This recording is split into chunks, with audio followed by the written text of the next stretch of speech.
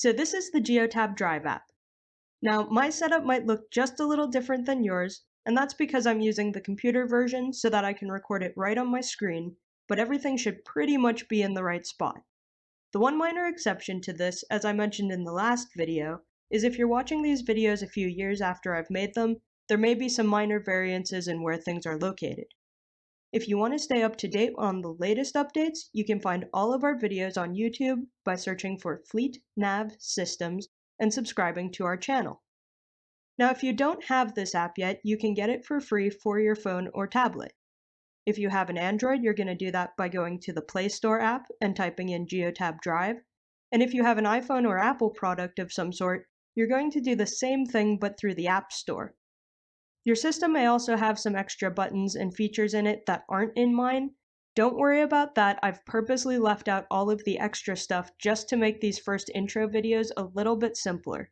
I'll be covering the extra features that you might have in your app, things like fuel tracker, messages, and ELD info in the last section of this course. Alright, let's move on to logging in. Logging into GeoTab Drive is a fairly simple process, but there are a few things here that you'll want to watch out for, just in case you ever have trouble getting in. You'll need a username and password for this, so if you don't already have those, make sure you contact your Fleet Manager or GeoTab admin to get one. Now, the username can be anything. Typically it's in the form of an email address, but depending on your company and what they've decided to do, it might be your first name and last name, or an employee number, or something else. The first time you log in, or any time you don't see your database name listed, you're going to need to enter that by clicking this Options button in the corner here. Now again, depending on your company, this might be your company's name, it could be a mix of letters and numbers, or just numbers. In my case, I'm logging into my demo database, which is called Fleet Demo 1, so that's what I'll need to enter here. If you already have a password box but need to change your database or change the username, just hit cancel and it will take you to this same page. The server is optional, so you can ignore it or delete anything in there if you want. Hit next, type in your password, and then click login. Now it's going to start loading some stuff. This is getting all of my information, and the first time we log in, it's going to ask us to accept this GeoTab end user agreement. All we have to do is scroll down to the bottom of this, then we can hit accept, and now we're finally in the app. From here, we're going to select our vehicle and attach any trailers and shipments that we need, do a DVIR, and get right into our hours of service logs. So I'll see you in the next video for that. Now that we're logged in, we have to select a vehicle. At this point, you should have the location services on your phone or tablet turned on. If you do, you may see a list of your vehicles underneath this box right here. If you don't, or if for some reason the app isn't quite reading those vehicles just right yet, you're going to have this notice here that says that we couldn't find any nearby vehicles. That's not a problem. All you have to do is come over to this box here and start typing in the name of your vehicle. As you can see, you can also type the VIN or license plate if either of those is easier. So for this particular demo, I'm going to use my demo car and just start typing it in. It's called the Falcon, and there it is. So I'm just going to click on this here, and it's attaching me to that vehicle right now. If this were a tractor and I needed to attach a trailer or multiple trailers to it, all I would have to do is come down here to attach a trailer and click that. This is going to list all of my trailers, and it's a searchable list, so if you want to just start typing in anything that you know is a part of that trailer number, it should pop that one up as well. In this particular case, mine is a car and I don't have to attach a trailer, and you might also have a vehicle that requires ELD that doesn't also require a trailer, and in that case, you're going to come over here and just click continue. The next page here is asking for a shipment. If you have shipment information for this trip, click add and then fill out the shipper name, commodity, and shipment document number. Add as many of these as you need, and remove shipments by clicking the X over here. Once you've added all the ones that you need, click continue. This page is just telling me that there are unassigned logs that are attached to the vehicle that I just logged into. Now, if these are mine, I can click them here and choose the Assign to Me option, but in this particular case, I'm not sure that these logs are mine yet, so I'm just going to click the Skip button. This is the DVIR page, which you'll need to use if you're required to do a pre-trip inspection report at your company. Since I covered DVIRs at a later part of this course, we'll skip this for now. And here's the main part of the app. Once you're in the app, you can begin recording hours of service logs. If you got to this page but forgot to attach a trailer, vehicle, or shipment, or you need to change anything, you can come down here to the Assets button. Mine says the Falcon because that's the vehicle I'm assigned to right now. Yours will have your vehicle's name or number, or say no vehicle if you didn't select one when you logged in. If you're ever not sure that you're clicking the correct button, you can come up here and click these three little lines. They will show you the Assets option, which will take you to the exact same page as the button over here. Now we can see that I'm in the Falcon, and if for some reason I needed to change that, I'd just hit the Change button. Since I don't actually need to switch vehicles, I'm going to reattach myself to the Falcon. And what you see here is that it's now taking me through the same process of logging in that we covered in the last video. We'll add a trailer, and then skip the rest. As you can see, I now have my car and a trailer attached. If we go back here, we can see that we can continue attaching trailers, or click the X's to remove them. When you add a trailer from this page, you will be prompted to inspect it, which is something that you're required to do. If you weren't already on duty, this inspection will automatically place you on because you're clearly working. Run through the inspection, select the inspection type, and click the button at the bottom. If you remove a trailer, you can skip the inspection when prompted. Finally, we have the Shipments button, which we can use to add a shipment by hitting New, or delete shipments by clicking the X. From here, we can go back to the dashboard page that we were on before, or directly to the Hours of Service or DVIR pages. There are a couple of things I'd like to show you to wrap up the introductory section of this course. First of all, we've got the App Settings page, which is where you'll go to check for updates, change your password, or send information to Geotab if you run into a problem or just want to send some feedback or a feature request to them. Down here we have this extra information, your company's name, the time zone you're running on, the units of measurement, like miles and gallons, and the server version. Now we'll go up to these three lines and back to the dashboard. These three lines are the navigation drawer, and this is where you'll go if you're ever lost in the app or need to find your way back to the dashboard. That's it for now. Thank you for sticking with me for the whole course introduction, and I look forward to seeing you in the next videos as we begin to deep dive into the more important features of Hours of Service logs and DVIRs. To manage your duty status, come over here to the HOS page where these four buttons can be clicked to manually change your status. The ELD mandate requires that we record a drive status anytime your vehicle moves over 5 miles per hour. Because of this, you shouldn't need to use the drive button much at all. The on status is also automatic. The way this works is that if you stop, it looks like you're still driving, but in the background, the app has started a countdown timer. If you're stopped for 5 minutes, the app will automatically place you on duty. It will also mark the 5 minutes that you were stopped that had looked like they were in a drive status as on-duty time.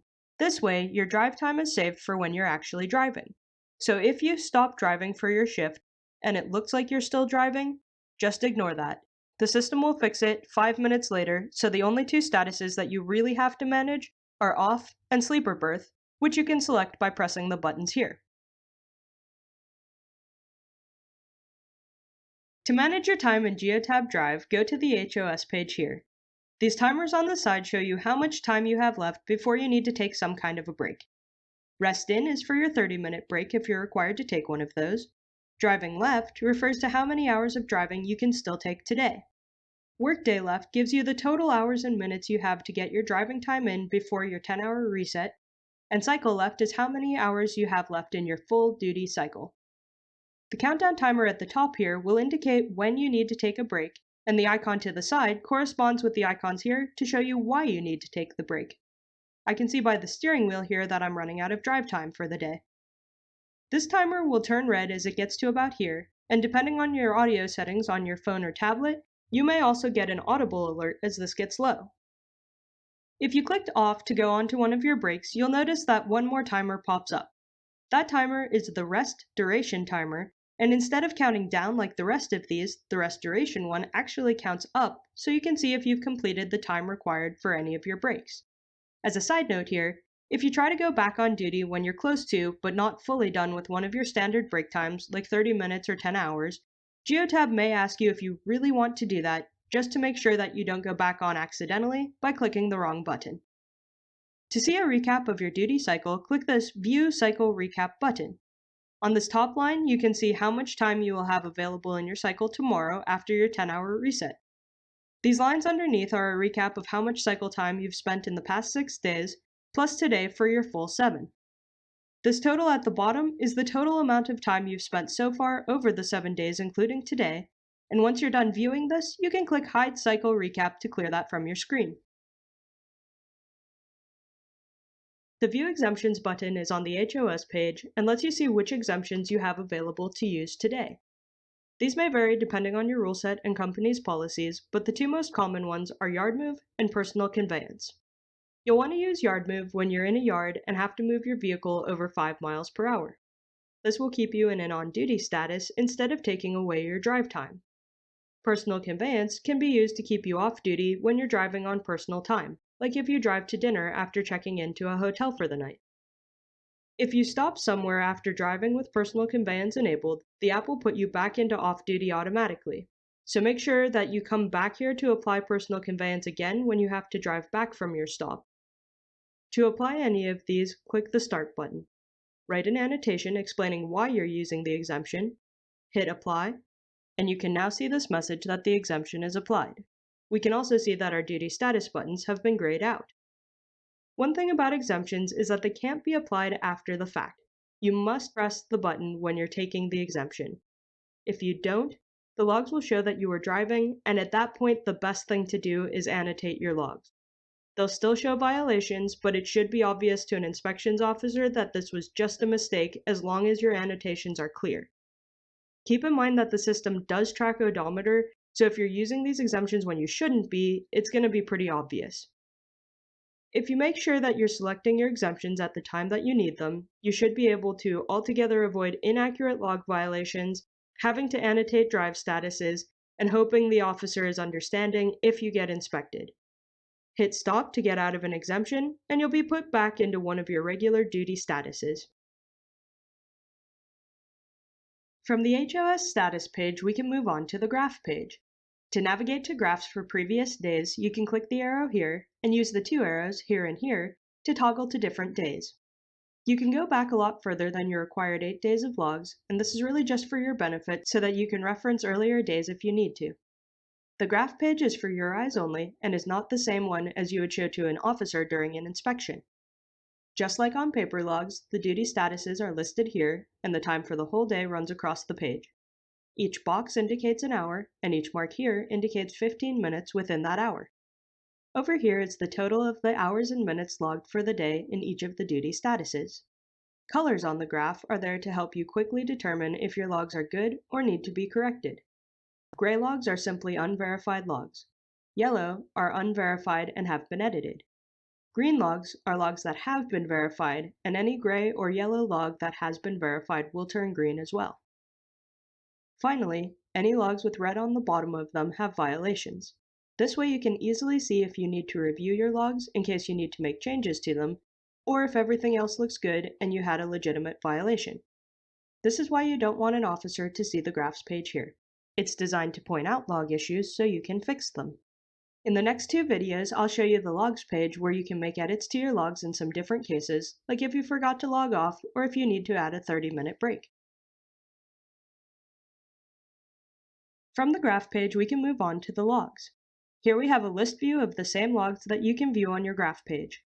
The current day will always be at the top of the page, and the previous days will be listed in order below that. If I want to see my logs from yesterday, I'll scroll down to those ones. Today I'm recording this on May 30th, so I can see here that I'm viewing yesterday's logs. If I scroll a little bit further, I can see that May 28th is here, so I know that I'm at the bottom of my logs for yesterday. I can see I have this off log that's continued from the previous day, and that my first on-duty log started here at 11:30. As you can see, location is recorded automatically on each of your logs, so you don't need to keep track of that anymore. Just to the right of that is the amount of time you were in the duty status. This displays hours and minutes, so we can see that this on log was only 4 minutes long. The driver then went off duty at 11:35 and was off for 6 hours and 13 minutes. Now you may have noticed that I said this on log was for 4 minutes, but it started at 11:30 and it ended at 11:35. And you may be thinking to yourself, but that's 5 minutes, not 4. Well, you're right. The thing to keep in mind here is that the system is counting time by the second, but we're only showing it by the minute. So what it's really saying is that you were on for 4 minutes and some seconds. The timers work like this and always round down because of your break times. We don't want the app to show that you've been off for 30 minutes until you're off for a full 30 minutes, because you'd technically be out of compliance if you were on your break for 29 minutes and 59 seconds. Now let's take a bit of a closer look at how these logs here correspond with the graph view. So this off log started the previous day, and I should see that I was off on my graph from 12 a.m. all the way until 11:30 when I was on. Likewise, I was off again at 11:35 for 6 hours and 13 minutes. I've got a drive status then later in the evening, and then an on status, and then 2 more drive and on log pairs. So if we go up here to the graph, we can go to yesterday and see that that's the case.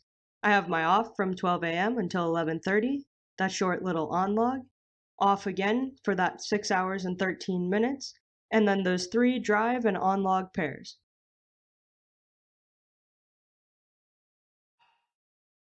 We've seen that the GeoTab Drive app takes care of drive and on logs for you, and that you're really only responsible for off and SB logs. But we all make mistakes, and at some point you're probably going to need to add or change a log to get rid of violations that didn't really happen. This driver had some log violations here, and we can see from his log that he stopped driving when his status changed to on at 7:17 p.m. Assuming he's being compliant and did his post-trip inspection, we need to add an off log around 7:35 p.m.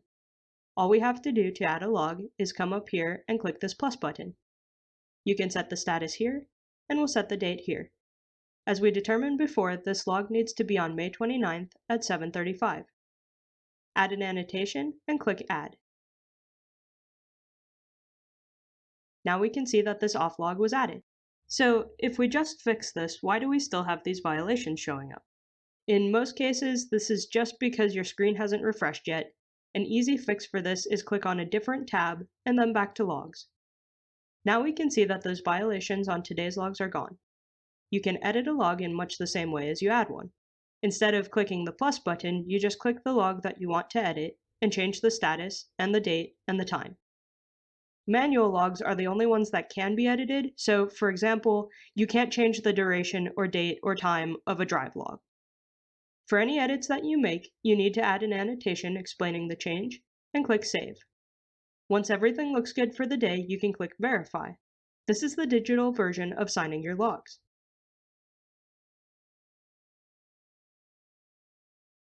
Depending on your company's structure, you may have a fleet manager or admin who fixes your logs for you. If someone other than you makes edits to your logs, you need to approve those changes. You'll know right away that someone else has edited your logs because you'll see this yellow notification at the top of your logs page. Days with edits made by anyone else will show up highlighted in yellow, which we can see here. You can scroll down to find the edited log, which is also highlighted in yellow. If you've reviewed the edits and they look correct, you can click this Accept and Verify option to accept all the changes and verify all of your logs for that day in a single step. If any of these logs don't look correct, you can click them, scroll down, and hit this Reject option. Then, once you're sure everything else looks good, you can accept and verify the rest.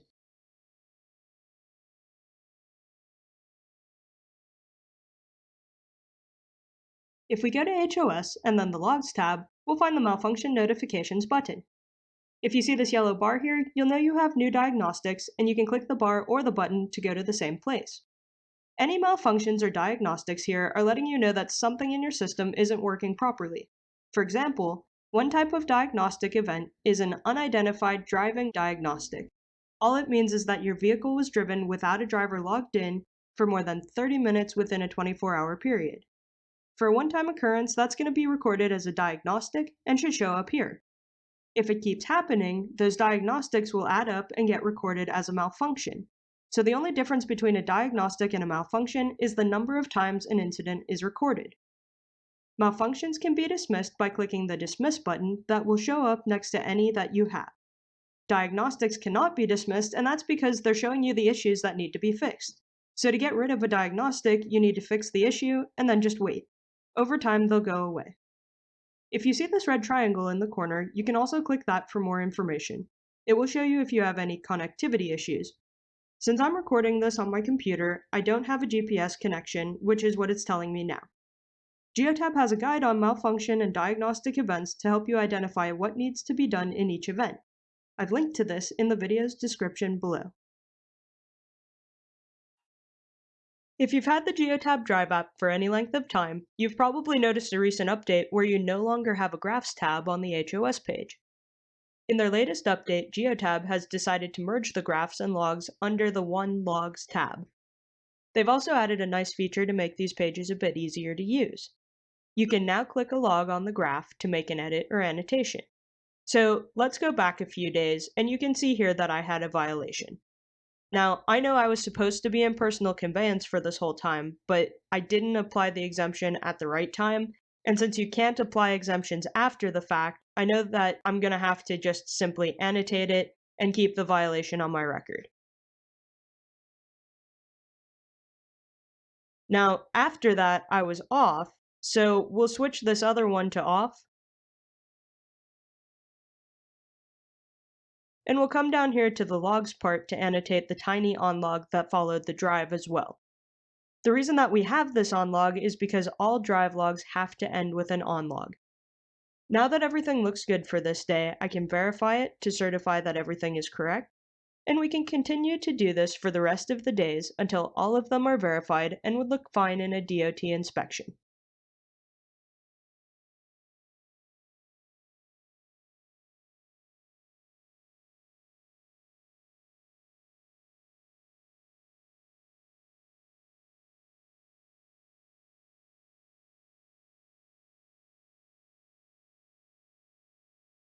To transfer a log, click the inspection button right here on the dashboard. This page gives you the option to send your logs by email or web services. In this box here, you can provide a code that the inspecting officer may give you, or leave it blank if no code has been supplied. You can then transfer your logs by either of these buttons. Both look exactly the same from the FMCSA side of things, so if one button isn't working, you can always try the other, and that should be perfectly acceptable. The one thing to note here is that if you're actually missing information in the system, things like your DOT number or the license plate number on your vehicle, the log will not transfer successfully unless this is fixed. Your administrator should already have all this information in the system, but you'll know right away if anything is missing because you'll get an error message that looks something like the one that's going to generate here. This says that I'm missing some information. Now, if for some reason you knew that you had all the right information, but you still couldn't get your logs to transfer, you can come down here to this Compliance Print button, and this will generate a compliance report on your screen. This report can be viewed by the officer from your phone or tablet, and that's a totally legal way to show them your logs if the transfer options aren't working. This list here provides all of the information that the officer needs, and it's also a handy reference for you before an inspection, because that's where you can see the places that you're missing information that you'll need. Down at the bottom here, we have a graph. This is the exact same graph that you would see on your HOS graph page, except that any driving violations that we would ordinarily highlight in your personal view are not going to show up for the officer. Down below here are the logs for the day, and these are the same logs that can be seen in your graph above. If you have any unassigned or unclaimed logs, those will be displayed here for the officer to see during the inspection as well. This will only go back the 8 days that are required by law, and that's how you do a log transfer. If the inspecting officer needs to see DVIR information, and you do your inspection reports in Geotab Drive, you can click on this tab, and the officer can review these from your phone or tablet as well.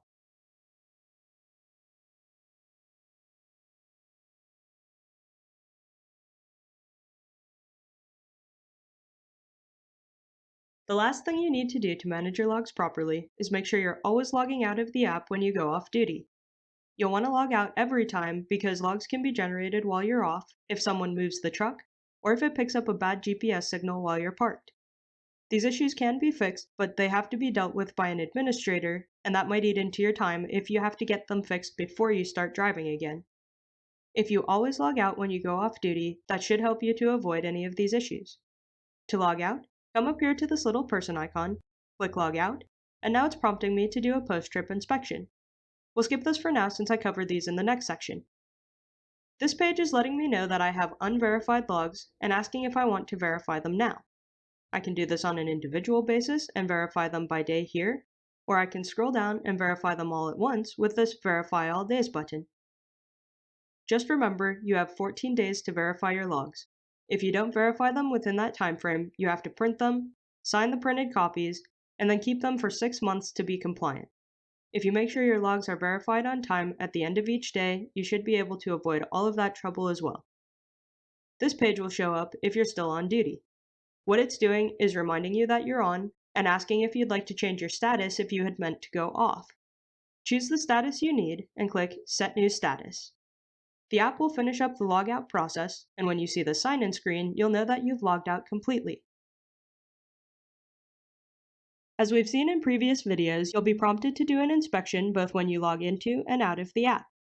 You can also find the inspection page from the main page here. Click Inspect, and now we're on the main inspection page. This has a list of parts and common defects to help you fill out your report. If everything looks good, you can select No Defects at the bottom of the screen, or if anything looks wrong, you can select the component and have a list of common defects presented to you. You can select as many of these as you need, or if the problem isn't listed in the default options, select Other. You'll need to pick which type of DVIR this is, either a pre-trip or post-trip, add a remark, and click Done. Sign off on the DVIR, and now this red wrench button indicates that the vehicle has a reported defect and needs to be repaired. When you go in for your next inspection and need to fill out a review, you'll see all of the defects listed and can mark them as repaired or not necessary. This step may be done by a mechanic depending on how your company handles repairs. If the last report had repairs marked on it, you'll need to review it and certify the truck as safe or unsafe before continuing to the next inspection. You'll then see the familiar New Inspection page again. We're back in the app, and you might look at it and go, whoa, what is all this new stuff? Well, I've added some features that we'll be covering through the rest of the section, and you may already have some of these in your version of the app. Whichever add-ins you have, they'll usually show up somewhere here, although they may not be in the exact same order as mine. If this setup seems overwhelming at first, just note that you can still use the navigation drawer at the top of the app to find what you need instead. Like before, all of the buttons on the main page have a corresponding place on the navigation bar. So let's dive in and see what some of these add-ins do. This is the ELD info add-in. If we click here, we can see all of the support information at the top. This number is for FleetNav support only, so if you have a different one listed here, you'll need to use that one instead. Call this number for issues with the system itself. For questions about hours of service or logs, you'll want to contact your fleet manager. This support line is available 8 a.m. to 5 p.m. Eastern, Monday through Friday, and you can also email the support team here at any time. These 3 documents are the required ones that must be in your cab at all times. If you're keeping only electronic copies of these, make sure that you open each document and download it to make it available offline. This will keep you compliant if you're ever inspected somewhere outside of cellular coverage. The 2 workflow documents here are optional, and they're just guides from Geotab for your own reference. The release updates can be viewed here, and these will change as your system gets new updates. Finally, this link will take you to a playlist of Geotab's YouTube tutorials on using this app. Keep in mind that unless you're connected to Wi-Fi, these videos will use up your mobile data. Messaging in Geotab Drive is pretty straightforward. If you have new messages, they're going to show up next to this envelope icon and on the Messages button. To read your messages, click either of these. New messages will show up in bolded black, and old ones will show up in gray. To read a message, click on it. The responses you have available to you show up as buttons right here, and whichever answer you click will get sent back to your fleet manager or whoever sent the message. You can send your own messages in this Compose tab by clicking the text field and typing in whatever you'd like. Click Send Message, and then whatever you sent will show up in this tab here. To add a log in Geotab Drive, come over here to the HOS page, go to the Logs tab, and click this little plus button here. Select the date and time that you want to add the log, and change the status up here if it's supposed to be something other than off. Make sure that you annotate the log before you save, just explaining why you're adding a log.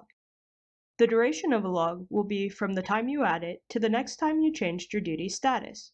So if I was actually off duty yesterday at 3 p.m., I would change my status to off at 3 p.m. yesterday.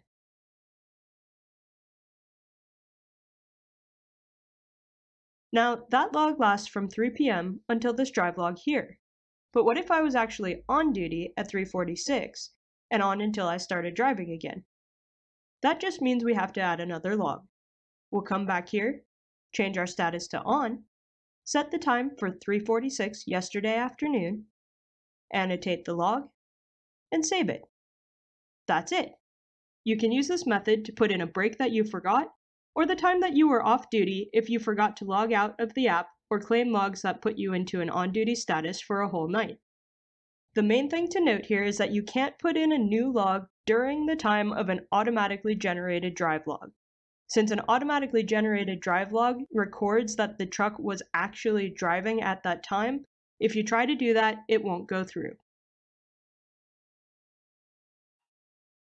Hey guys, if you've logged into Geotab Drive and seen that you forgot to log off or were kept in an on-duty status, all you have to do is go to your HOS page in the app, go to the Logs tab, and click this Add Log button. Leave the statuses off, and then edit the date and time to whenever you actually went off duty. Add an annotation explaining what happened, click this Add button, and you're all set. Your new log has now been added to your graph, and you should see your timers return to normal.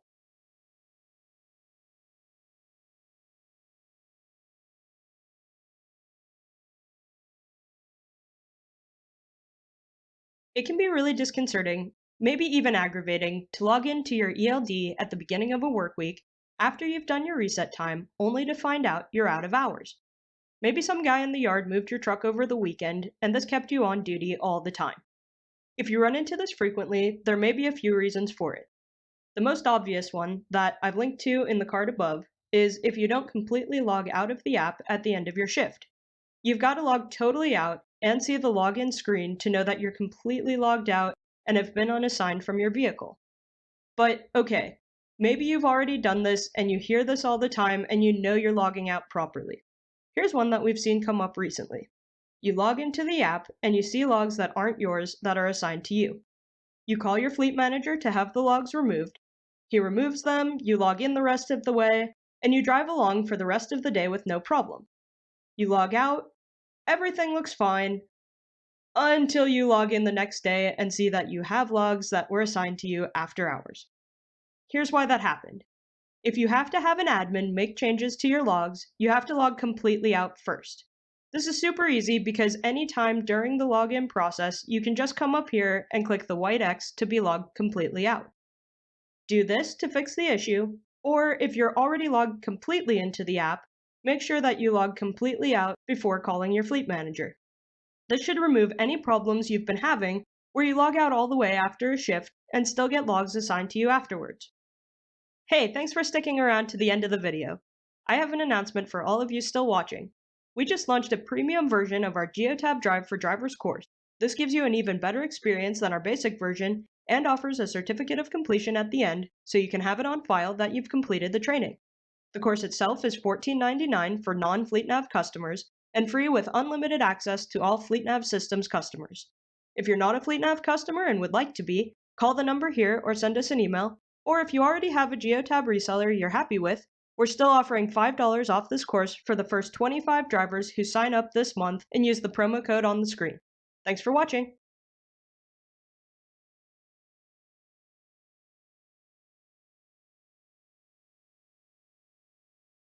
There are two reasons why you may be logging into Geotab Drive and unable to get in even though you know for sure that your username and password are correct. The first one is an easy fix, and that's just when you need to adjust the specified database. From this login screen, you should see your database name listed right here. If you see nothing, like in this example, or if you see a database name or number that isn't your usual one, click the Options button up here. Type in your database name, and then click Next and continue the login process. This should get you in most cases, but the other issue you could run into is a user lockout. If your username and password are correct and you've got the right database listed, you may simply be locked out of the system. If your system is set up with the typical lockout defaults, you'll be locked out for 30 minutes after 3 unsuccessful login attempts within 15 minutes. Wait 30 minutes and try again with all the correct information specified. I've linked to a video for admins in the description below that outlines how to disable the user lockout feature if your company does not require it going forward. If you have any questions about this, please leave them in the comments below and I'll answer them as soon as possible. Hey guys! As always, thanks for sticking with me till the end of the video. This week we're kicking off a special through the rest of September of 2019.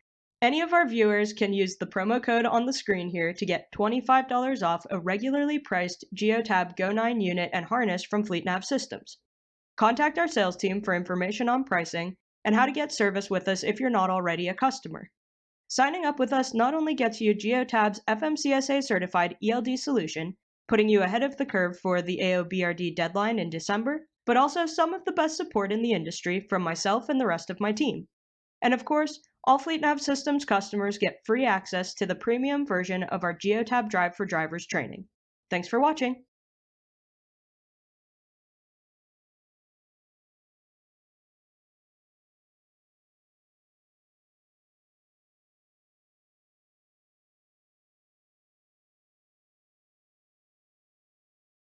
If you're in the middle of a DOT inspection and are asked for the ELD documents you're required to keep on hand, it's perfectly acceptable to show the officer an electronic copy of these.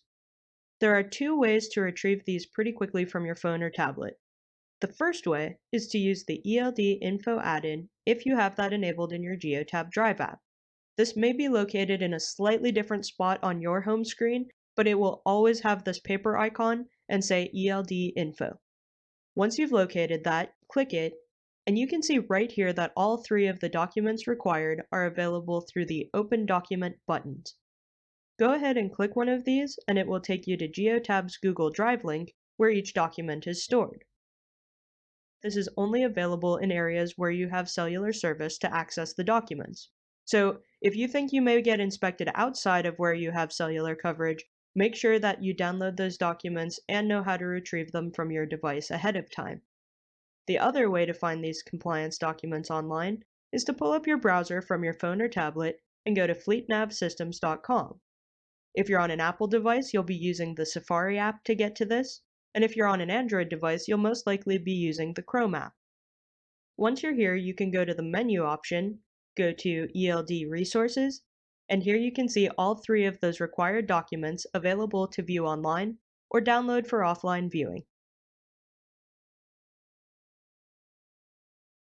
Sometimes you may find yourself trying to manage logs in cellular dead zones. You'll most likely notice this if your Geotab Drive app isn't automatically changing statuses for you when you're driving or you've stopped. If you've been outside of cellular connectivity for 15 minutes, you may also see a pop-up on your screen informing you of this issue. In any case where your app doesn't appear to be logging status changes, the best thing to do is to push the drive button manually right before you start driving and press the on button whenever you stop. The Go unit in your vehicle will still record your drive and on statuses throughout these cellular dead zones and will upload them to the system once you're back in range. So you're not actually going to lose any data in these cases, it's just delayed getting to your view in the app. That said, you'll still want to press these manually in case you're ever inspected while you're still in an area outside of cellular service. When you get back into cellular range, you'll probably see two of the same status logs for those times. So, for example, 2 drive logs and 2 on logs right next to each other. This is because you have the ones that you punched in manually and the automatic ones that the system uploaded later from the device. This isn't a problem, it's just something to be aware of. If you're a driver in this situation, you may notice that you still have cellular coverage on your phone or tablet. Since your Go unit may be on a different carrier's network, this means that you can have coverage on your phone or tablet, but not between the system and the Go unit, or vice versa. So maybe you started a trip and you realize partway through it, on your 8-hour break or something, that you forgot to add your trailer. What do you do? In this case, you can fix this with a simple annotation. Go to the logs page and check out your logs for the morning. Click a log that should have had a trailer on it, scroll to the bottom, click in this Add an Annotations box, and type in an explanation that your trailer actually was attached. Make sure you save this annotation. Go through the rest of your log and annotate any of these that should have had the trailer on them, and you should be good going forward. Just keep in mind that if you have excessive annotations with corrections like this, it could raise a red flag to an officer during an inspection. So make sure that you attach trailers as needed typically, and use this as a last resort if you genuinely forgot to attach your trailer. Just like this video's title says, there are only two ways to edit ELD logs. The first is to add a log, which you can do by going to the HOS page, the Logs tab, and then clicking this little plus button. Select the date and time that you want to add the log, and change the status here if it's supposed to be something other than off. Add an annotation, and you're all set. Just keep in mind that you can't add a log for a time when an automatic drive log was recorded. The other way to edit a log is to click on the log itself and change the status. This method will only work for manual logs and automatic on logs. If you do this to a manual log, you'll need to add an annotation explaining the change. If you do this to an automatic on log, it won't actually change the status of that log, but it will ask you if you'd like to add an off log and put one in 1 second after the original on-duty one. If you have any questions about these, leave us a comment below and I'll get you an answer as soon as possible. Please keep in mind that none of this is to be taken as legal advice, and if you have any questions on actual compliance issues, you should contact your local DOT office for an answer.